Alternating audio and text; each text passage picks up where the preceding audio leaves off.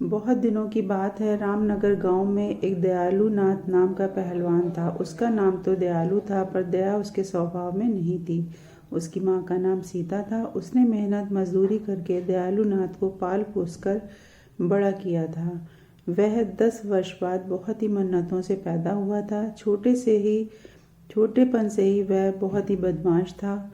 गांव के सभी बच्चों से हमेशा लड़ता झगड़ता रहता था। माँ ने सोचा, अभी छोटा है इसलिए ऐसा करता है, बड़े होने पर नहीं किया करेगा। कुछ सालों बाद जब वह बड़ा हुआ, फिर भी उसकी आदत वैसी की वैसी रही। और तो और अब वह अपनी माँ की इज्जत भी नहीं किया करता था। फिर भी उसकी माँ उसे कुछ नहीं कहती थी। वह उसकी गलतियों को अनदेखा करती थी।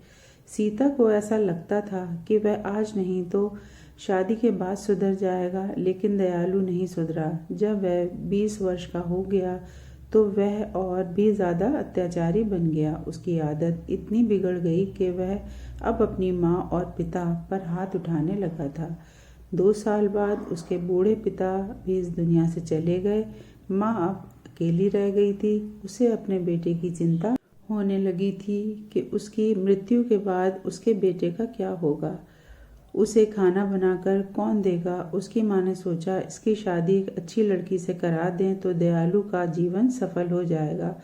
उसका ध्यान अपने परिवार में लगा रहेगा तो वह गुस्सा भी नहीं करेगा। लेकिन ऐसा नहीं हुआ। शादी के बाद तो वह और भी ज़्यादा बिगड़ गया। पत्नी पुष्पा तथा अपनी सास देविका जी की तो 2 दिन के लिए अपनी बेटी के यहाँ आई, तो उन्हें भी एक दिन दयालु ने शराब के नशे में आकर मारा और गाली गलौज किया। बेचारी पत्नी क्या करती। वह गरीब परिवार से थी और ज़्यादा पढ़ी लिखी भी नहीं थी, इसलिए वह चुप रही। कुछ महीनों बाद उसकी बूढ़ी माँ की भी मृत्यु हो गई। 4 साल के अंदर उसकी पत्नी ने पुष्पा ने 3 बच्चों को जन्म दिया। दयालु उन बच्चों को भी मारा पीटा करता था। पुष्पा यह गम सहती गई और कुछ न कह पाती थी। नौकरों की तरह घर के सारे काम किया करती थी। रात को भी वह चैन की सांस नहीं ले पाती थी। उसका पति शराब पीकर आता और मारा करता था।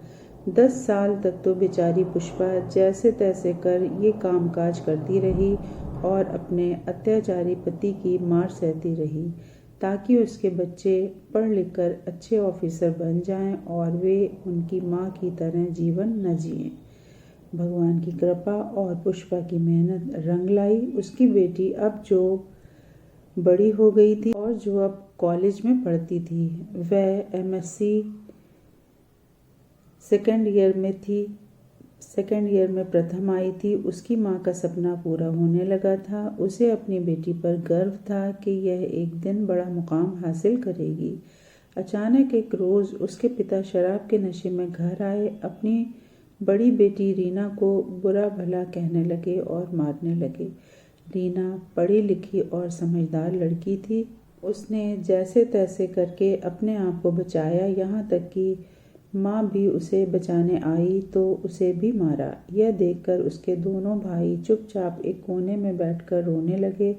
रीना अपनी गलती के बारे में पूछती है कि मैंने कौन सी गलती की थी। सीधा कॉलेज से घर ही तो आ रही थी। पिता बोला शराब की हालत में ज़ोर से कहा, मैंने अगली बार तुम्हें अगर राहुल के साथ देखा तो समझ जाना। रीना हल्के आवाज़ में, राहुल मेरी कक्षा में पढ़ता है, वह मेरा अच्छा मित्र है।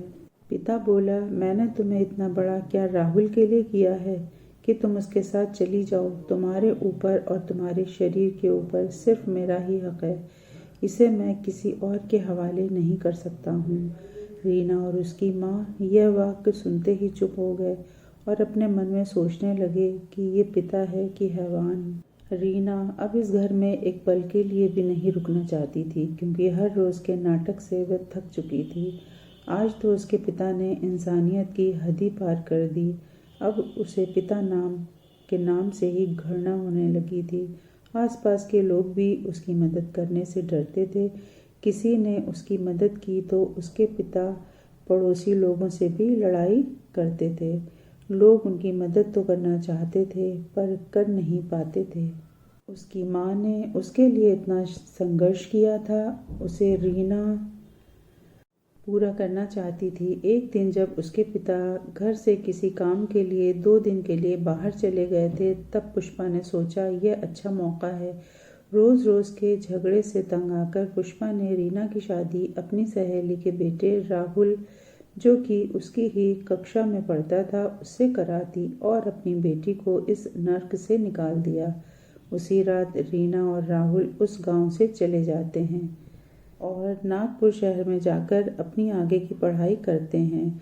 घर पर जब उसके पिता को यह बात पता चलती है तो हमेशा की तरह फिर से लड़ाई होती है।